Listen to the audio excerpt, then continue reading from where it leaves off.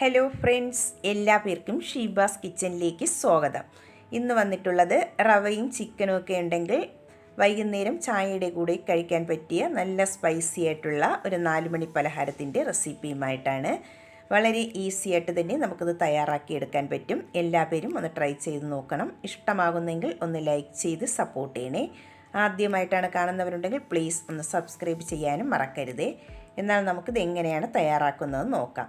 അതിനായി ആദ്യം അതിനുള്ള കവറിങ് ഒന്ന് തയ്യാറാക്കിയെടുക്കാം. ഒരു മിക്സിയുടെ ജാർ എടുത്തിട്ടുണ്ട്. അതിലേക്ക് നമുക്ക് 1.5 കപ്പ് വെള്ളം ചേർത്ത് കൊടുക്കാം.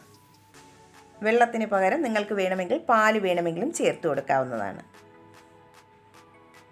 1.5 കപ്പ് വെള്ളം ചേർത്ത് കൊടുത്തിട്ടുണ്ട്. ഇനി അതിലേക്ക് ചേർത്ത് കൊടുക്കുന്നത് റവയാണ്. ഞാനിവിടെ 1 കപ്പ് വറുത്ത റവയാണ് എടുത്തിട്ടുള്ളത്. വറുക്കാത്ത റവയായിരുന്നാലും കുഴപ്പമില്ല, ഏതായിരുന്നാലും എടുക്കാവുന്നതാണ്. ഇനി അതിലേക്ക് 2 മുട്ടയും കൂടെ ചേർത്ത് കൊടുക്കുന്നുണ്ട്. ഇനി ഇതിലേക്ക് ആവശ്യത്തിനുള്ള ഉപ്പും കൂടെ ചേർത്ത് കൊടുക്കാം. എന്നിട്ട് നമുക്കത് നന്നായിട്ട് ഇനി ഒന്ന് അടിച്ചിട്ടെടുക്കാം. നന്നായിട്ട് ഇവിടെ അടിച്ചെടുത്തിട്ടുണ്ട്. ഇനി നമുക്കിതിലേക്ക് 1/4 കപ്പ് ഓയിലും കൂടെ ചേർത്ത് കൊടുക്കാം. ഫ്ലേവർ ഇല്ലാത്ത ഏത് ഓയിൽ വേണമെങ്കിലും ചേർത്ത് കൊടുക്കാവുന്നതാണ്.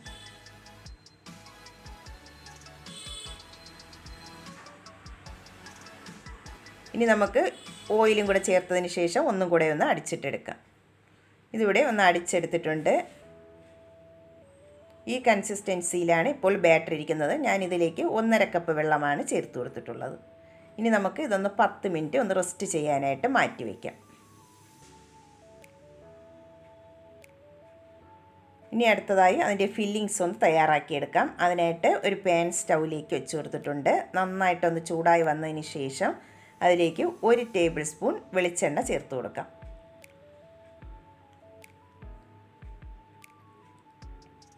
വെളിച്ചെണ്ണ നന്നായിട്ട് ഇനി ചൂടായി വന്നതിന് ശേഷം ഒരു വലിയ സവാള ഒന്ന് ചോപ്പ് ചെയ്തെടുത്തിട്ടുള്ളതാണ്, അതും കൂടെ അതിലേക്ക് ചേർത്ത് കൊടുക്കാം.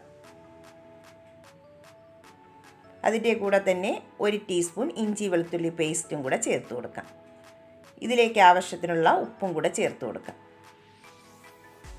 എന്നിട്ട് നന്നായിട്ട് ഇനി ഒന്ന് വഴറ്റിയെടുക്കാം.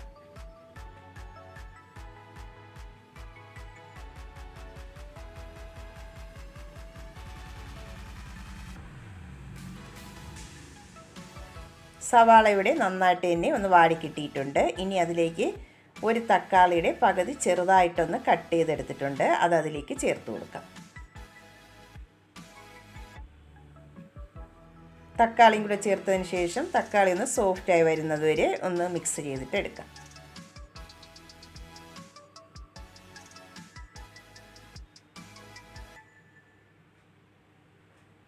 തക്കാളി ഇവിടെ സോഫ്റ്റായി വന്നിട്ടുണ്ട്. ഇത്രയും മതിയാകും. ഇനി ഇതിലേക്ക് പൊടികൾ ചേർത്ത് കൊടുക്കാം.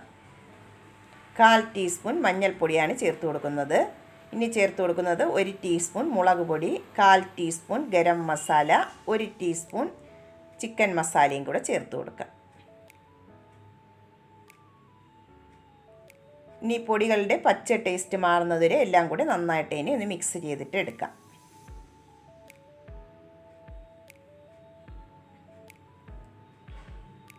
പൊടികളുടെ പച്ച ടേസ്റ്റൊക്കെ മാറിയിട്ടുണ്ട്. ഇനി അതിലേക്ക് നമുക്ക് ചിക്കൻ ചേർത്ത് കൊടുക്കാം.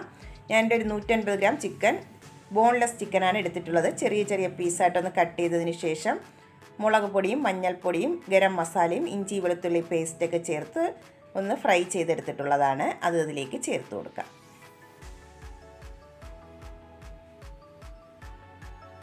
ചിക്കനും കൂടെ ചേർത്തതിന് ശേഷം നന്നായിട്ട് തന്നെ ഒന്ന് മിക്സ് ചെയ്തിട്ട് എടുക്കാം. ആ മസാലയെല്ലാം ചിക്കനിലൊന്ന് പിടിച്ച് കിട്ടണം. അതുവരെ നന്നായിട്ട് തന്നെ ഒന്ന് മിക്സ് ചെയ്തിട്ട് എടുക്കാം.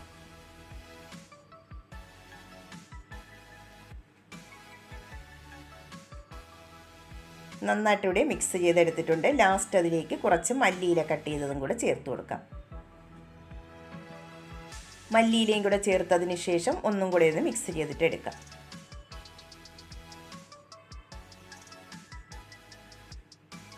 ഫില്ലിങ്സ് ഇവിടെ റെഡി ആയിട്ടുണ്ട്. ഇനി നമുക്കിത് ഒന്ന് തണുക്കാനായിട്ട് മാറ്റി വയ്ക്കാം.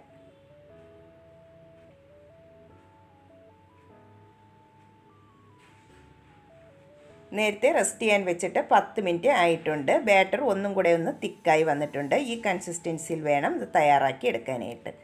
നമുക്കിനി ഇത് തയ്യാറാക്കുന്നത് എങ്ങനെയാണെന്ന് നോക്കാം. ഞാനിവിടെ ഒരു ചുവട് കട്ടിയുള്ള ഒരു പഴയ പാൻ സ്റ്റൗവിലേക്ക് വെച്ച് കൊടുത്തിട്ടുണ്ട്. അത് നന്നായിട്ട് തന്നെ ഒന്ന് ചൂടാക്കി എടുത്തതിന് ശേഷം അതിൻ്റെ മുകളിലായിട്ടാണ് ഇത് റെഡിയാക്കുന്ന പാത്രം വെച്ച് കൊടുത്തിട്ടുള്ളത്. അതിലേക്ക് നമുക്ക് കുറച്ച് ഓയിലൊന്ന് ബ്രഷ് ചെയ്തിട്ടെടുക്കാം. ഞാൻ 1 ടീസ്പൂൺ വെളിച്ചെണ്ണയാണ് ചേർത്ത് കൊടുക്കുന്നത്. വെളിച്ചെണ്ണയ്ക്ക് പകരം നിങ്ങൾക്ക് നെയ്യ് വേണമെങ്കിലും ചേർത്ത് കൊടുക്കാവുന്നതാണ്. നന്നായിട്ട് ഇനി എല്ലാ ഭാഗത്തും ഒന്ന് ബ്രഷ് ചെയ്തിട്ട് എടുക്കാം.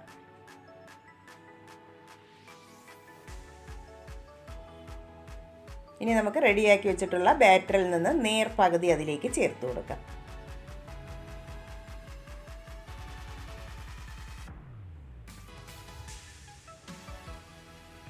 ഇനി നമുക്ക് ഇത് അടച്ച് വെച്ച് 5 മിനിറ്റ് ഇതൊന്ന് വേവിച്ചിട്ട് എടുക്കാം.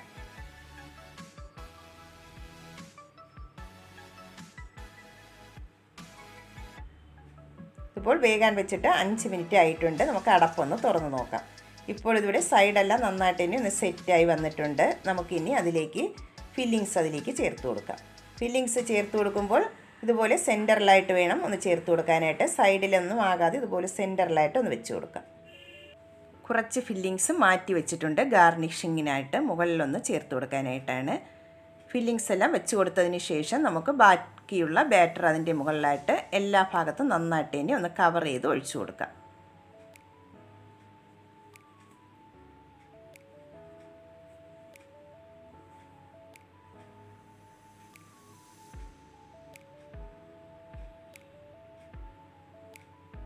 എല്ലാം ഒഴിച്ചതിന് ശേഷം ഇനി അതിൻ്റെ മുകളിലായിട്ട് നമുക്ക് ബാക്കി വെച്ചിട്ടുള്ള ഫില്ലിങ്സ് ചേർത്ത് കൊടുക്കാം.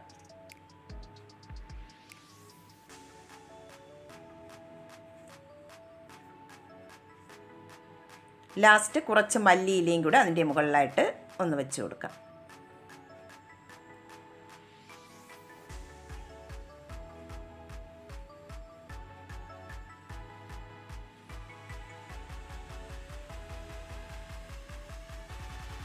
ഇനി നമുക്ക് അടച്ച് വെച്ച് ലോ ഫ്ലെയിമിൽ വെച്ചിട്ട് 25 മിനിറ്റ് മുതൽ ഒരു 30 മിനിറ്റ് വരെ ഇതൊന്ന് കുക്ക് ചെയ്തിട്ട് എടുക്കാം.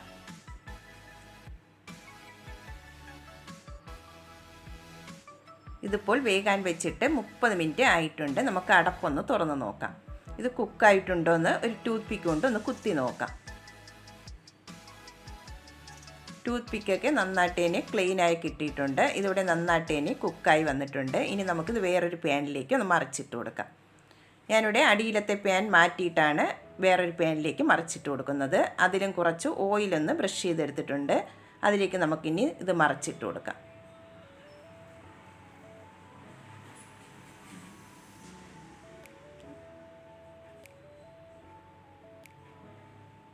ഇനി നമുക്ക് ലോ ഫ്ലെയിമിൽ വെച്ചിട്ട് ഒരു 5 മിനിറ്റും കൂടെ ഇതൊന്ന് കുക്ക് ചെയ്തിട്ട് എടുക്കാം.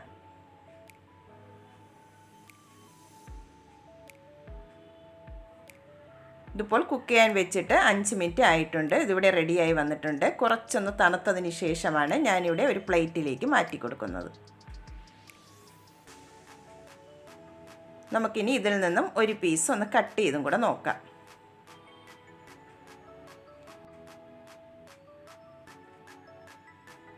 നല്ല ടേസ്റ്റി ആയിട്ടുള്ള ഒരു 4 മണി പലഹാരമാണ്. കുട്ടികൾക്കും മുതിർന്നവർക്കും ഒരുപോലെ ഇഷ്ടമാകും. എല്ലാവരും ഒന്ന് ട്രൈ ചെയ്ത് നോക്കി കമൻസുകൾ അറിയിക്കാൻ മറക്കരുതേ. വീഡിയോ ഇഷ്ടമാകുന്നെങ്കിൽ ഒന്ന് ലൈക്ക് ചെയ്ത് സപ്പോർട്ട് ചെയ്യണേ. ആദ്യമായിട്ടാണ് കാണുന്നവരുണ്ടെങ്കിൽ പ്ലീസ് ഒന്ന് സബ്സ്ക്രൈബ് ചെയ്യാനും കൂടെ മറക്കരുതേ. വളരെ ഈസി ആയിട്ട് തന്നെ നമുക്കിത് തയ്യാറാക്കിയെടുക്കാൻ പറ്റും. നല്ല ടേസ്റ്റുമാണ്. എല്ലാവരും ഒന്ന് ട്രൈ ചെയ്ത് നോക്കണം. പുതിയൊരു വീഡിയോയുമായി വീണ്ടും കാണാം. Thank you.